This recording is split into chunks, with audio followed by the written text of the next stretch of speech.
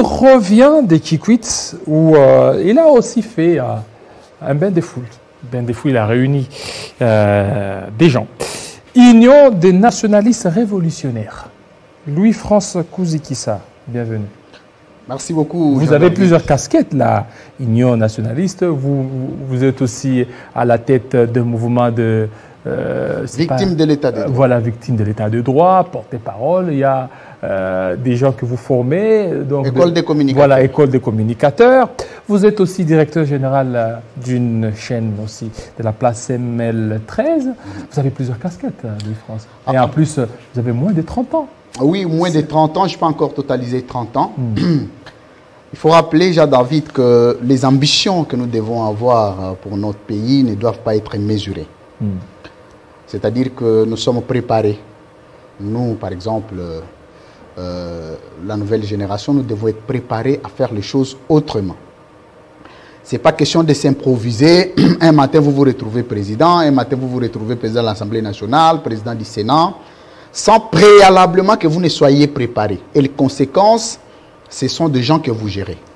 Je suis honoré aujourd'hui, à mon âge, du haut de mes 29 ans, qu'aujourd'hui, je parle d'abord des jeunes qu'on a formés au sein de l'école des communicateurs.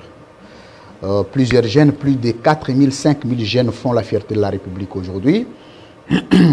C'est grâce à une formation accélérée en système de communication, en stratégie et tactique de débat, mais aussi à une innovation. Moi, j'ai inventé la communication révolutionnaire. C'est mon invention. Aujourd'hui, demain, vous apprendrez dans le parti politique parler de la communication révolutionnaire. C'est mon invention, l'invention de Louis-France.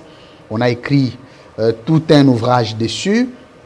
Et nous sommes retrouvés dans une chaîne aussi que nous pouvons appeler crédible, CML13 Télévision, qui fait la fierté de la République. Si ce n'est pas la deuxième, ça peut être la troisième, sans fausse modestie.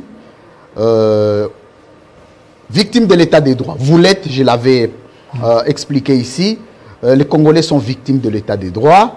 Il fallait formaliser l'ensemble d'idées, des fondamentaux en termes de capacité pour augmenter encore le niveau du savoir des Congolais en cette matière de victimisation.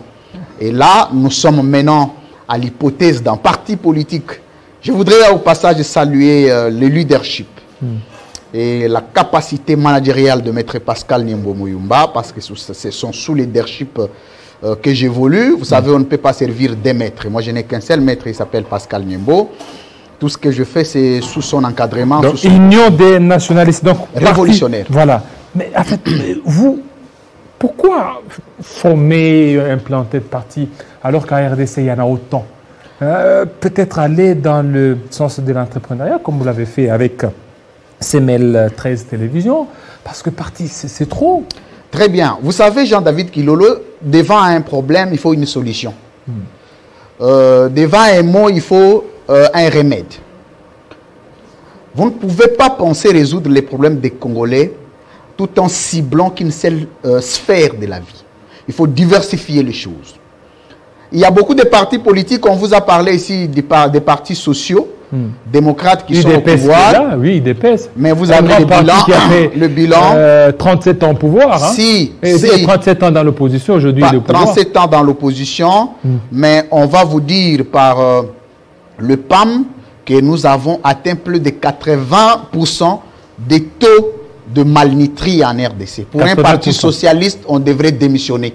En principe, à des États sérieux. Mais c'est encore 3 ans. Il faut dissoudre les partis. Oui, c'est 3 ans. Il faut dissoudre les partis. C'est 3 ans de règne. On va vous dire qu'il y a eu des partis libéraux qui se sont retrouvés dans les musiques Sangissa, de l'Union sacrée, de gauche à droite. Les uns sont dans l'Amouka, les autres dans l'Union sacrée.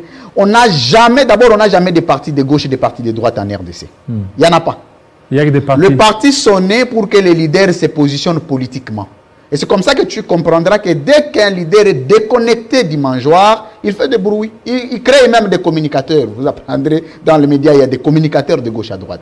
Dès qu'il est au pouvoir, le parti est prêt à disparaître parce que lui, il prend ses copines, ses nièces, ses amis, il les amène au cabinet. C'est une vérité que les gens doivent supporter.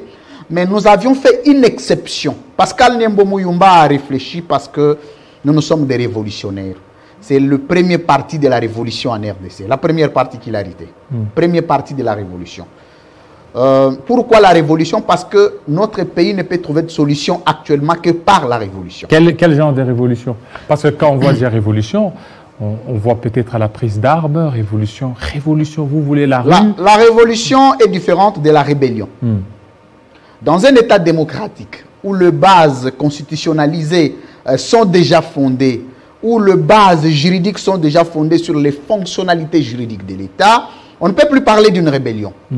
On doit parler d'une révolution. Pourquoi la révolution? La révolution est une lutte de transformation mentale. Vous savez, au Congo aujourd'hui, il faut enseigner la culture des transformations mentales déjà à partir des institutions, même le plus hautes. Pourquoi vous voulez faire la révolution alors qu'il y a des choses qui sont sur la bonne voie? Hein, vous savez que... il y a beaucoup d'éléments, il y a la gratuité, il y a aussi des éléments positifs qu'on pourra mettre sous l'actif du pouvoir actuel. Et vous parlez de la révolution. C'est parce que vous voulez vous positionner ou comment? Non, mais nous, on n'a pas besoin. Je t'ai dit ici que je suis responsable d'un grand média moderne. Oui. Je vais me positionner pour être dans quel cabinet? Mais peut-être l'Union des nationalistes révolutionnaires. C'est ce que je vais dire. Vous savez, il y a des gens qui ont créé les partis, se faire communicateurs pour trouver du travail. Mais à Semel, il y a près de 70 agents qui travaillent et qui sont payés à la fin du mois. C'est-à-dire que nous ne sommes pas dans un aventurisme de la recherche du travail. Que non. Et nous ne sommes pas des racketteurs. Oui, l'état de droit est en marche ici au pays. Et c'est comme ça que Surtout je disais que... vous n'avez pas votre langue en poche, vous pouvez facilement critiquer le régime en place, on vous laisse, c'est que c'est une avancée. Je n'ai pas dit que le régime actuel, c'est le régime de diable. Je n'ai pas dit que tout ce que le président Tshisekedi fait, c'est du noir. Mais je dis plutôt que ce qu'il devrait faire n'est pas ce qu'il fait. Comment ça? Parce que quand le président est entré au pouvoir, il nous a promis qu'aussitôt entré au pouvoir, il ne serait vrai président quand il mettrait fin à la guerre de notre Est du pays. Donc il n'est pas encore vrai président. Mais aujourd'hui, il y a 13 millions de morts, plus de 13 millions de morts à l'Est.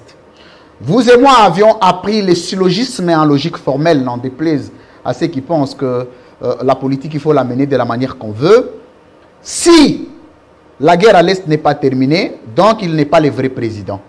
Je formalise ces opinions et j'en donne un sens scientifique. Le président a dit ici qu'aussitôt qu'il entre au pouvoir, d'abord, il va fermer les cachots de l'ANR. Mais vous avez vu des consoeurs, de compatriotes qui font beaucoup de jours à l'ANR. Les bureaux de l'ANR sont encore ouverts, il y a des gens qu'on garde encore là. Je suis en train de vous peindre un tableau. Le président de la République a dit qu'aussitôt président, on ne parlera plus du social du peuple congolais. Mais s'il faut voir les taux, parce que la première symbolique de la vie sociale d'une nation, c'est les prix des denrées de première nécessité. Posez la question, une boîte de tomates coûte combien? Posez la question, un bidon d'huile coûte combien? Et posez la question, parce qu'aujourd'hui, et ceux qui travaillent et ceux qui ne travaillent pas, vivent dans la même situation. La seule chose qui allait les sauver, il a parlé de la gratuité, aujourd'hui que lui-même a suspendu parce qu'il y a des enfants qui doivent payer les frais à l'école. Est-ce que vous devez encore dire... Il a suspendu seulement pour 7e et 8e, mais des premières jusqu'à 6e. Vous savez que quand il faut lire la Constitution, il ne faut pas lire la Constitution comme la Bible. Il ne faut pas lire la Constitution comme un journal. Il faut que la Constitution soit lue dans son esprit et dans sa lettre. Dans l'esprit de la Constitution, je crois l'article 43, on veut parler d'une gratuité de l'enseignement primaire. Je ne sais pas si primaire est limité au niveau des 3e ou 4e, c'est terminé. Donc 5e et 6e, ce n'est pas primaire. Non, 7e et 8e, ce n'est pas primaire. Qu'est-ce que vous appelez 7e et 8e? Parce que nous disons que... Ça est première CO et deuxième CO. Non, non. Selon les réformes qui ont été mises. Non. À l'école primaire, les enfants doivent payer $150, monsieur Jean-David. À l'école primaire? Oui. Vous avez vu les documents qui circulent, on demandait... Lycée Bossangani, non? J'ai vu un document. Non, Jean-David Kilolo, au secondaire, on doit payer 600 000. 600 000, $300. $300. Et à l'école primaire, c'est $150 équivaut à 300 000 francs congolais. $150. $150. Donc il n'y aura plus de gratuité. On ne peut plus en parler. C'est même une honte d'en parler, là où on paye. Mais regarde maintenant un autre secret. Au-delà du fait qu'on paye l'argent, moi j'aurais voulu, parce qu'il faut poser la question, les enfants du président étudient où? Les enfants du président. Mais ils ont déjà terminé leurs études, non? Bon, c'est parce que je l'ai vu au stade avec un neveu. Son neveu l'a étudié où? C'est son neveu ou... Bon, je ne sais pas, prenez ça comme vous voulez. Certainement, il doit être dans la famille présidentielle. Il serait son petit-fils. Certainement. Il étudie où? Voilà. Est-ce que les enfants de Tony Mwaba étudient à l'école de la gratuité? Est-ce que les enfants de ministres étudient à l'école de la gratuité? Est-ce que les députés font étudier les enfants à l'école de la gratuité? Non. Pourquoi? C'est pour obtenir la bonne qualité d'éducation. Mais on pense que pour les enfants des autres, ils doivent étudier dans les conditions. Il faut aller dans cette gratuité. Vous savez que l'année passée, on a fait la moitié. Je termine. On a fait la moitié des cours. Cette année, ça fait 2 mois. Les cours ne sont pas encore repris. Alors, mais regardez, Mathématiques est là, nouvelle ville moderne dans l'est de la RDC, qui sera construite par le Rwanda. Votre lecture? Je voulais d'abord conclure par cette affaire de notre parti de révolution. Voilà. C'est le premier parti qui a été accueilli avec près de 800 000 personnes dans le Kwilu. Vous avez les images. Je voudrais saluer mon grand frère Jean-Marie Kassamba. Ici, les images vont être diffusées. J'aurais bien voulu que vous puissiez montrer aux Congolais que notre travail n'est pas seulement de parler, le travail c'est d'illustrer. Le parti révolutionnaire sera le premier parti de la révolution en RDC, qui sera sur les traces de Lumumba, qui sera sur les traces de Moulele Pierre, qui sera sur les traces de Mouzé Laurent Désiré Kabila. Parce que dans ces pays, nous avons besoin de la révolution. Parce que quand il y a révolution, il y a des choses que vous n'apprendrez plus. Par exemple, les problèmes de la construction de maisons du Rwanda au Congo. Je vais vous donner une révélation, M. Jean-David. Une chose en droit international public est d'être reconnu comme État, parce que c'est une obligation juridique internationale d'être reconnu comme État. Mais une autre chose est d'être respecté comme État. Ce sont deux choses. Vous pouvez avoir une reconnaissance. Mais la construction d'un village ou d'une village, en fait d'une ville, voulais-je dire, ça ne réduit pas la considération que l'on a. Très bien. Cette ville-là est construite où? Parce qu'en matière de coopération internationale, les États coopèrent sur base des conventions, des accords et des traités. Il ne faut pas qu'on vienne enseigner ça. C'est tout un enseignement qu'on va rester donner. Mais comme les gens n'ont pas la culture de lire et de faire comprendre aux autres ce qu'ils doivent faire, ça va être pris du mauvais côté. Regardez.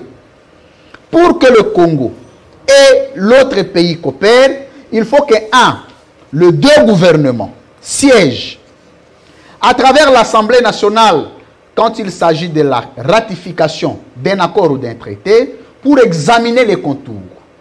Et dès que les contours sont examinés, on donne le pouvoir au président de signer un accord. C'est ce qu'on appelle de donner la signature. Et cette signature est portée par le gouvernement à travers l'examen que mène le Parlement. Mais vous avez entendu le président signer les accords avec le Rwanda. Vous n'avez jamais entendu que le Parlement soit saisi pour examiner les contenus. Tu connais une seule disposition de ces accords-là? Comment c'est intitulé? Ça, c'est le premier principe. Deuxième principe, je termine par le maison. Il y a ce qu'on appelle les coopérations sectorielles entre États. Dans le secteur de l'éducation, quand le Congo veut coopérer avec le Rwanda, il faut qu'il y ait les documents entre deux ministères. Mais quand Kagame vient construire au Congo, ces documents-là avec lesquels il va construire est signé par qui? Donc il suffit que Kagame appelle le président de la République pour lui dire « Je viens construire dans ton pays », il accepte. Il croit que le pays est géré sur base du maire et des coups téléphoniques. Vous avez entendu ici au Congo les avions angolais sillonner les territoires nationaux. Nous n'avions jamais compris les tenants et les aboutissants. Moi, je suis allé documenter pour savoir s'il y avait un seul accord du ministre de Transport et Voies de Communication pour savoir s'il y aurait eu un accord dans ce sens. Vous ne pouvez pas prendre Congo Airways ou un avion militaire congolais sillonner le sol américain. Ça sera abattu. Vous avez violé les territoires. Mais le territoire congolais peut être violé comme on veut. Et on peut venir construire. Demain, vous apprendrez que Kagame maintenant a une villa ici, à Kinshasa. Demain, vous apprendrez que Kagame est venu acheter Télé 50. Vous pouvez même apprendre que Kagame est venu solliciter acheter ta veste.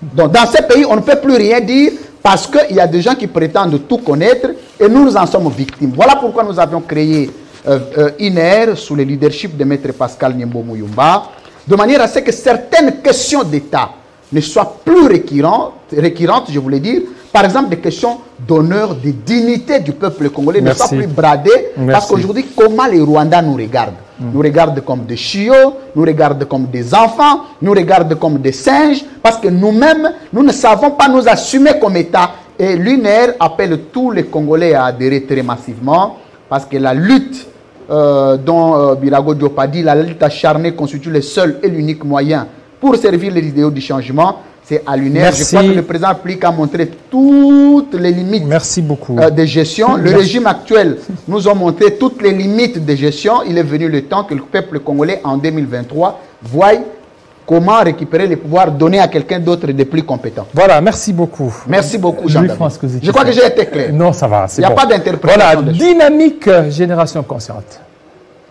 La lecture par rapport à la Commission électorale nationale indépendante. C'est tout de suite.